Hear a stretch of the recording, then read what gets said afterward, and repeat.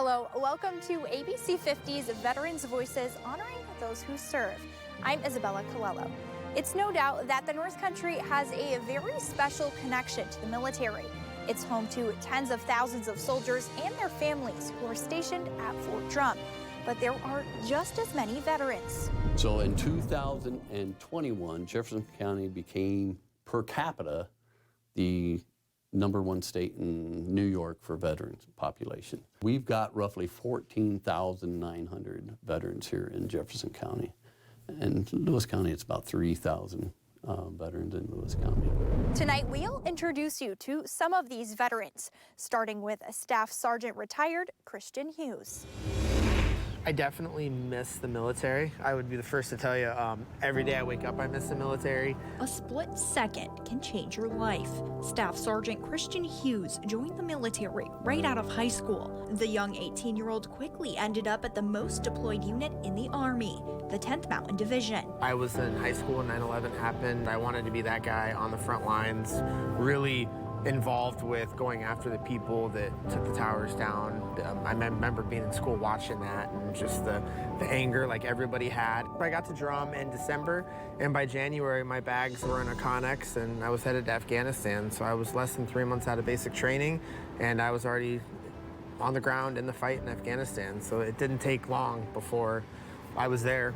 So it was intense, to say the least. Overseas for 15 months, this was what he dreamed of. And just a year after returning home, he was on a plane back to Afghanistan, this time fighting a much deadlier war as a non-commissioned officer. IEDs were the primary method of engagement with us. One of our first major engagements, we lost 6 guys right out of the gate. And his life changed forever on October 2nd, 2009. An Afghan police officer who we had been training, who we had been teaching tactics, teaching how to fight for his country and defend his country and rid his country of these terrorists, wasn't on our team like we thought he was. He engaged us at close quarters with an AK-47. I was shot 4 times, twice in each leg.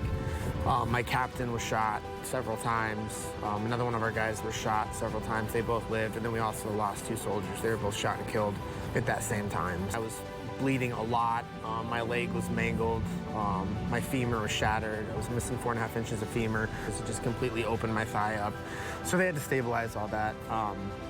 I was flown to Bagram Air Base, where the hospital is, and basically put into a medical-induced coma. They knocked me out, basically. Flew me to Ramstein, Germany, stabilized me, and then eventually flew me back to Walter Reed, where I spent about the next year and a half at Walter Reed. Take for granted being able to walk. It's like a simple task. You just do. We do it every day, right? It's a simple task. It's not so simple when you have to retrain your brain, you know, as a young adult to, hey, 1 foot in front of the other, so I have to walk again. But it was just a progression. I went from not being able to get out of a hospital bed to a wheelchair to crutches to a cane to kind of finally being able to walk again, and then thank God eventually able to run. Christian had to say goodbye to the Army, but found a new way to serve his country. Now a sheriff deputy, his battle buddy is a canine named Lafferty. It's an awesome, it's the best job in the world. Barring being in the military and being back in the infantry, I think it's the best job. As a civilian, it's the best job in the world. I love having the dog. The things we get to do to continue to serve every day is definitely something that I try to live by. But he can't help but remember those who didn't make it out of Afghanistan. With everything that happened to me, that was tough, but I think what was probably the hardest thing to deal with is guys didn't come home. I was responsible for these guys. They didn't come home, they didn't make it. So then there's definitely the survivor's guilt. There's the, you know, why them and not me? Why did I survive and they didn't? You know, what could we have done different? But again, you can't Monday morning quarterback something that happens in a split second. So I think the most important thing we can do is to honor their memory, honor their sacrifice, and regardless of what happened overseas, we fought for our country, we did our job, and now we just have to honor them. Thank you, Christian, for sharing your inspirational story. We'll be back after the break with more Veterans Voices.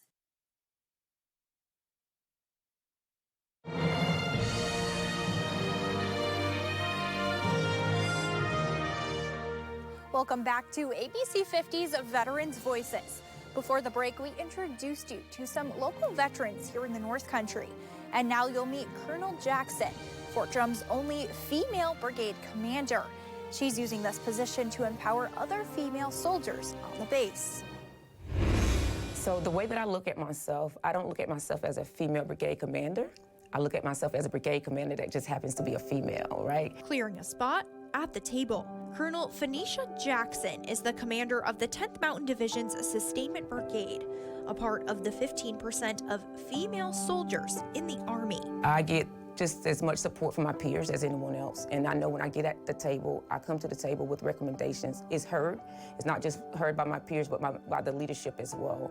So it feels good because when I do bring a different perspective, especially if it's really related to something women-related, female-related, it's like a light bulb comes on because no one has thought of that. But it wasn't always this way. When I first came into the Army and I was a company commander, the Army wasn't really lenient with women and, childbirth and being parents. You really had to make some hard decisions to either get out or stay.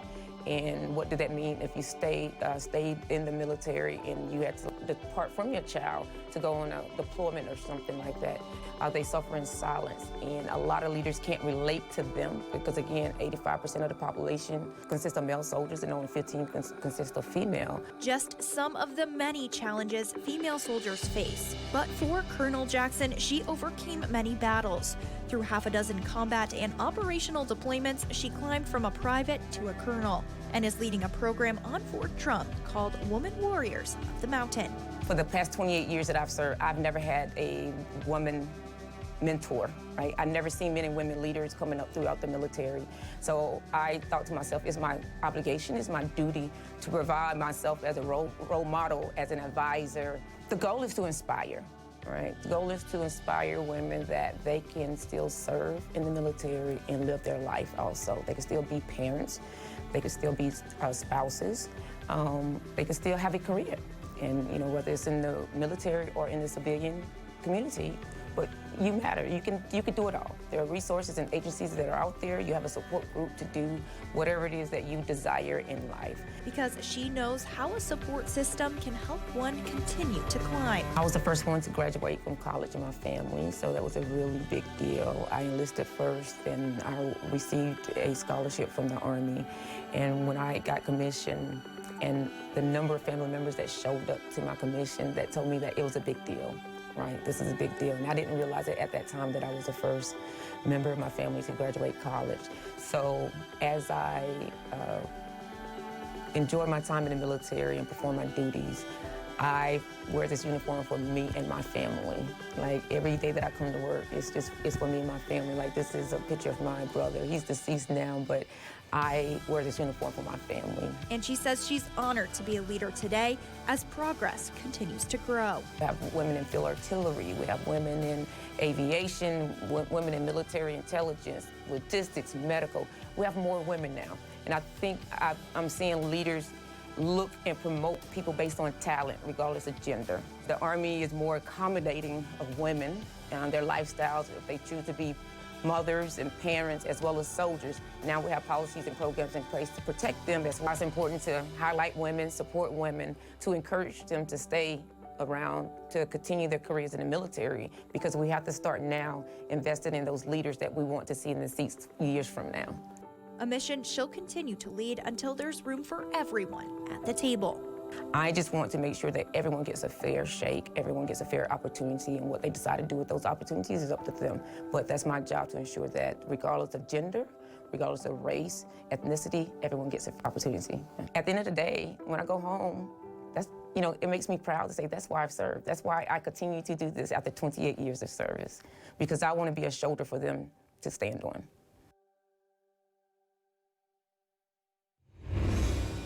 Thank you, Colonel Jackson. Now we're heading to St. Lawrence County to introduce you to Sergeant First Class Rodney Chase. When did it really begin? Well, honestly, when I was a little boy, I was probably 5 years old, and we were taking my uncle to the airport for Vietnam. A dream that started on a farm in St. Lawrence County. At 20 years old, Rodney Chase joined the military, enlisting in the New York National Guard in Ogdensburg, which sent him all over the world. People think, being in the National Guard, you don't go anywhere. Well, that's not true. I not only have been on state active duty throughout New York State, we were involved in Chipper 99 when the tornado hit Syracuse. Search for Hardy Allen, I was involved in that. And then we did 2 operations with the German Army in Germany. And then we did an operation in Thailand called Operation Cobra Gold. We served with them, hand in hand, side by side. Quickly learning the hardships of the military. My first deployment was a hard one. It was in 2004 in Iraq. We're constantly doing missions, and you never knew what was going to happen. And but just the fact of being away from home, being away from your loved ones, it's hard on anybody. But this didn't stop Sergeant First Class Chase. I had a guy that was in the National Guards told me when I met that first 10-year mark, he said, "So you're at the top of the hill," because I was thinking about getting out then. He said, "You're at the top of the hill." So think of it, you're on a downslope now, down to 20 years. And I thought at 20 years that was done. Which is not what happened. He just got home from his 3rd deployment, where he led new soldiers through these same struggles, his wife back home making it a little easier, leading the St. Lawrence County Youth Bureau and sending care packages. That helped a lot of people. Being gone away from home for so long, and then, you're like 4 or 5 months into your tour, and just something as simple as a taste of home really helps. When he's not overseas, Chase is a diesel mechanic at Fort Drum. He makes his everyday work just as impactful, as he knows he's doing it for his people. Whenever I sign my name to anything, I always want to make sure I put myself in that vehicle. Do I want to drive that vehicle? I always make sure my job is done correctly. Learning values and standing behind what you believe and being held accountable for what you do. But now he's getting ready to retire. As uncertainty continues to rise and violence threatens different parts of the world, Rodney says families must continue to support their soldiers, like his loved ones were there for him. Stand behind your soldier. Never falter. Always be there for them. And always have positive vibes for them. Because he knows that a childhood dream can lead to a future of service. It's my honor to serve in the military. Unfortunately, I have to say goodbye to the military. It's probably going to be one of the hardest things for me to do because I've done it for almost 40 years. The prestige and the honor to serve in the military that's what made it for me right there. Thank you again to Rodney and Alexa for hosting us. We'll have more Veterans Voices after the break.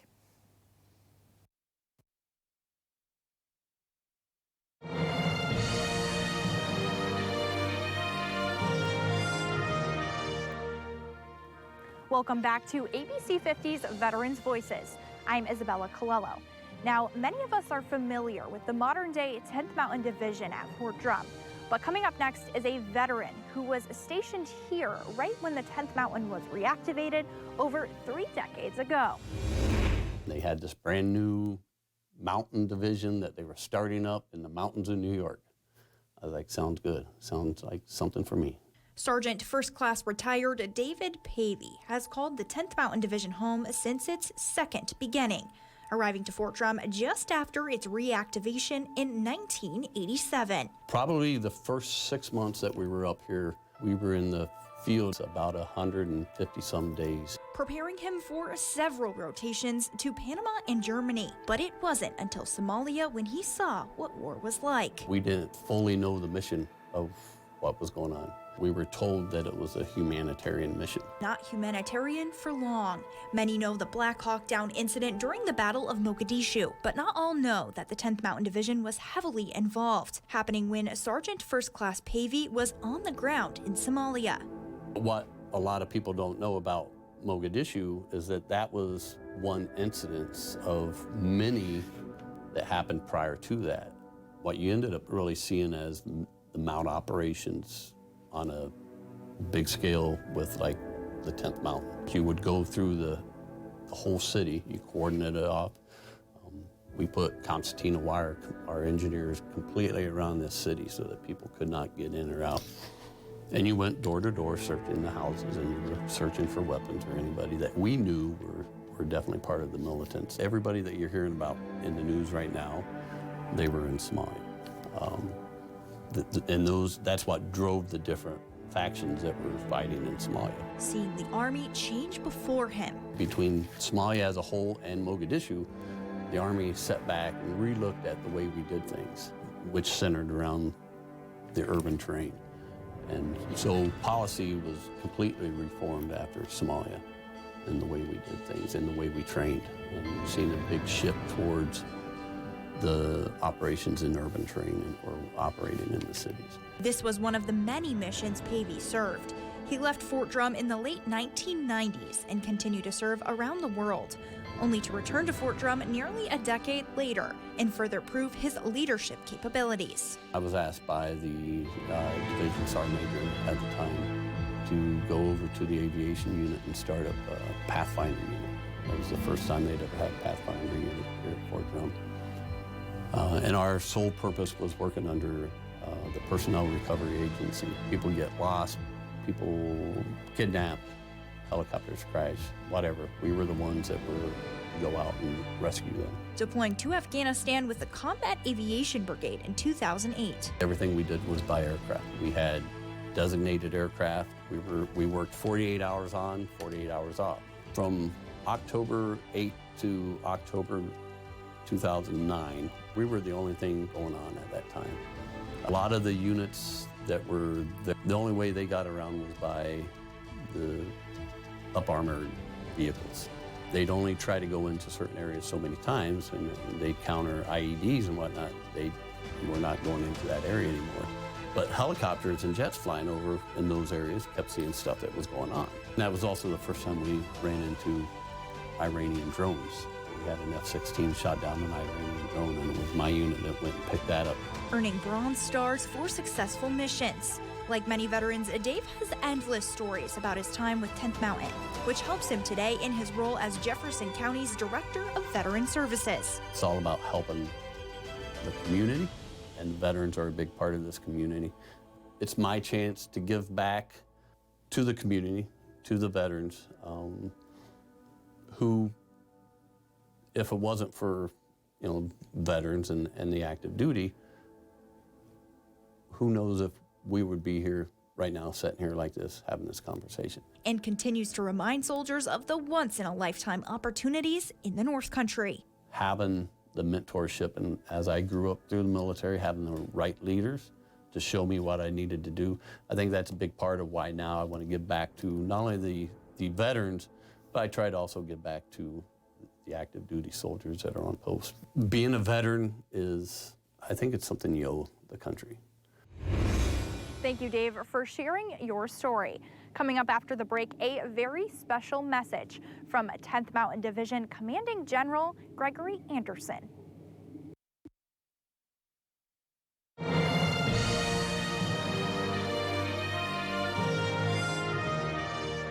Welcome back to ABC 50's Veterans Voices. Throughout the night, we've heard stories from local veterans here in the community. If it wasn't for veterans and the active duty, who knows if we would be here right now, sitting here like this, having this conversation. Being a veteran is, it's like I think it's something you owe the country.